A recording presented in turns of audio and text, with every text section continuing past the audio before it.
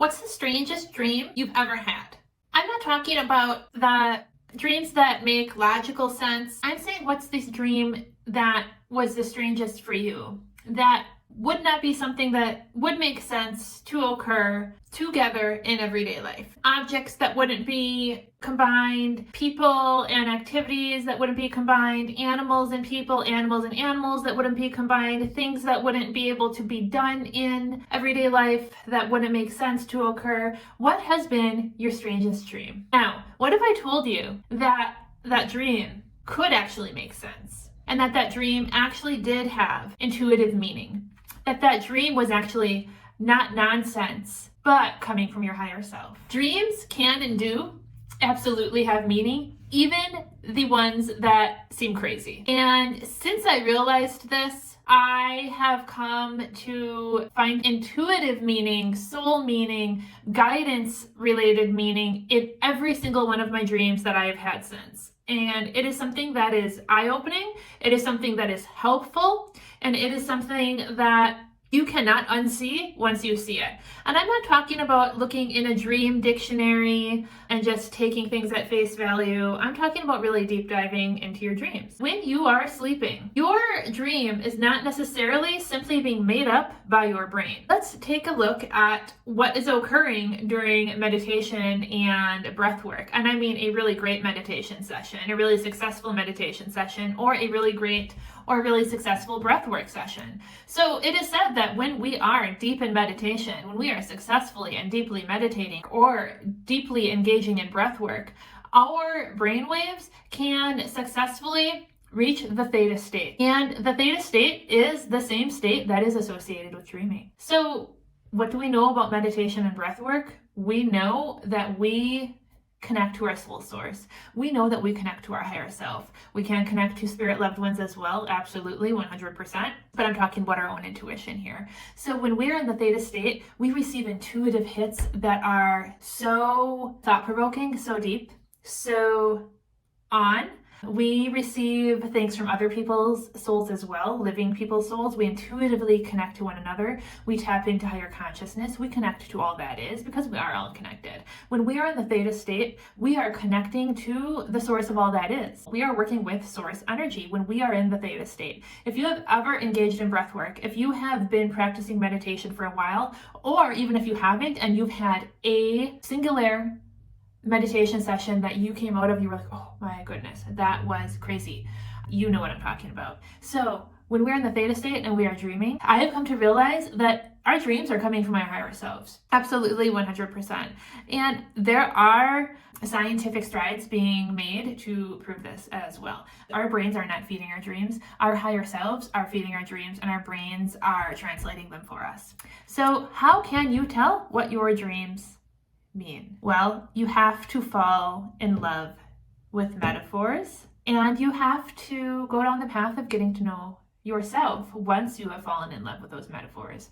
There are so many metaphoric and symbolic meanings in dreams. Interpreting your dreams is not about just cracking open a dream meaning book. However, you can start there. For example, say an animal comes into your dream and you are not sure what that animal could mean. A place to start would be to look up that animal in a dream dictionary or to Google the spiritual meaning of said animal. You could start there, but that doesn't mean take the face value of the definition of that animal in your dream. That means take what you receive when you look up that animal and feel into it with your intuition. Feel into it in terms of where that animal was in your dream. What was the animal doing? What was the animal engaging in? Was there other people, other animals in the dream? What were they doing with the animal? Okay. I once had a dream, this was probably a couple of years ago, where I was standing in a house and it was full of snakes.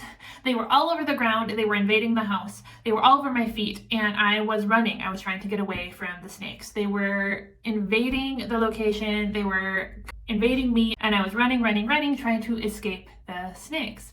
So most people would wake up from this and think it was a nightmare. They would feel like icky, they would feel kind of scared. However, I knew that there was more to this dream, and I was in my old house, the house that I had lived in when I got divorced, that I lived in the beginning of my time as a single mom before I met my now husband.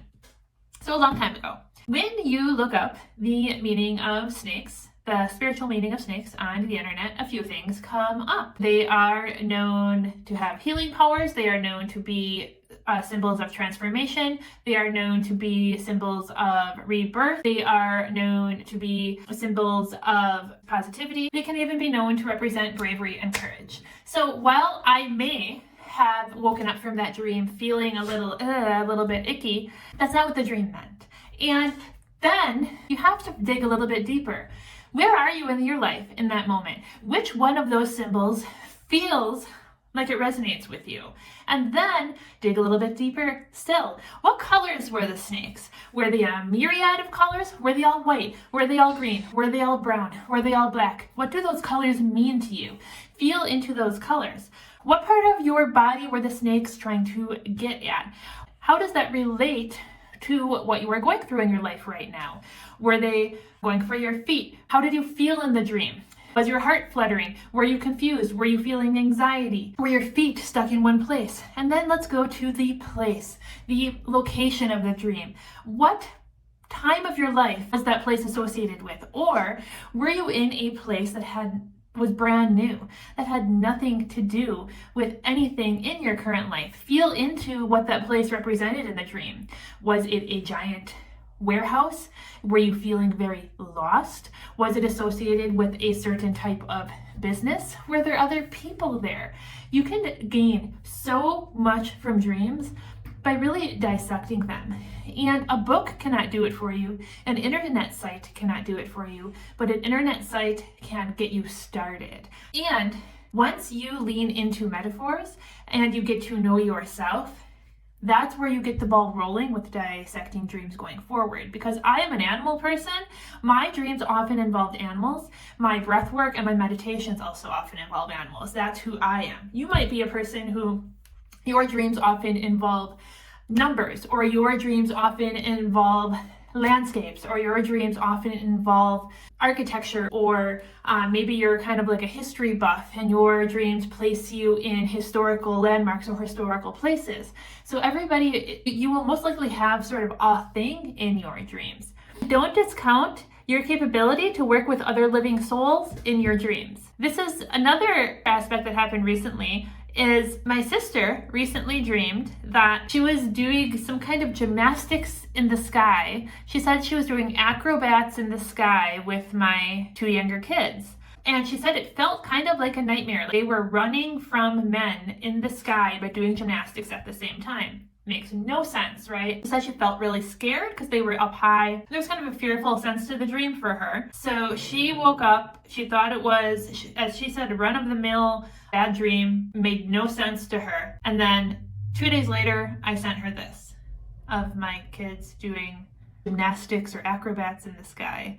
I actually had to reprimand my daughter when she was up here because she wanted to walk backwards on, there were balance beams up here, and I know she was harnessed, but she wanted to walk backwards on this balance beam. And then I felt very scared when I was up there with her. It was not my favorite thing in the world, but I went up there anyways and did this with her. So it's very interesting that she had that dream, and then 2 days later we were up here doing this. It was 3 stories high. I don't know what else is in there for my sister with her dream.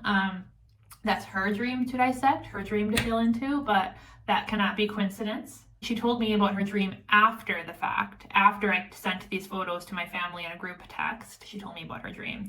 So do not discount your ability to connect with other living souls intuitively in dreams. It happens all the time, all the time. Like, one other tip that I can give you as you are going down the road of your dream journey is to write your dreams down. It is of the utmost importance, because as much as you think that you are going to remember your dreams, you are not. You might remember your dream for an hour after you wake up, but if you do not write it down, it is going to slowly fade. And by that I mean the details will slowly fade, and then the dream itself will fade to the point of 2 months from now or 2 months from the dream occurring, it will be gone. You will have no recollection of it whatsoever, let alone the very important details. And the very important details are where the nuggets of information are. And in order to gain intuitive insight and to gain the insight of what your soul is trying to communicate to you, of what you yourself are trying to get to your brain, to your human self, it's in the details. Yes, there's information in the overarching scope of the reading, or of the dream, but the meat and potatoes is in the details. So that is why you really need to write it down when it happens, when you wake up, or within the first couple of hours of waking up. That is imperative. It's the same thing with meditations, right? When you have a really juicy meditation, you need to write it down or it's going to leave you. And there's so many metaphors in both. So case in point, meditations and breath work and that whole realm, that whole scope, and your dreams, they're not any different. They are the same thing. And when you come for an intuitive reading, what I'm tapping into and what I'm giving you, it's all the same. It's the same scope. It's all in the same circle. The only difference is I'm doing it for you versus you doing it for yourself, which you absolutely can. You don't even need me. You can meditate and engage in breath work all on your own and receive your own intuitive information. You can interpret your own dreams. You can begin digging into them, no matter how strange or weird they may seem. Or I can do it for you, but it is all the same. Editing me popping in here, you guys. I just wanted to reiterate that metaphors are fascinating. The metaphor of peeling an onion that is so overused and so overdone. It is true. Metaphors they're at the core of what I do in readings. They're at the core of often how I know what I know with your spirit people. They're at the core at often how I know what I know with you in your intuitive readings. So you have to fall in love with metaphors in order to interpret your dreams and in order to interpret your meditations, and sometimes in order to communicate with your loved ones on the other side, because that is how you receive information that you can trust from yourself and from your loved ones on the other side, because you interpret it and then it either makes sense or it happens, right? It's so much more able to be trusted rather than if you have a literal dream or receive literal information from a spirit person that is black and white XYZ versus it coming in metaphorically and symbolically and you're like, oh my, what the hell does that mean? And then you interpret it metaphorically. It wouldn't have come in so crazy if it were not real, right? And then you metaphorically interpret it. Versus if it comes in literal, that gives you more room for doubt that you made it up. So that is why metaphors are common. And I think they're really fun to interpret. I love metaphors.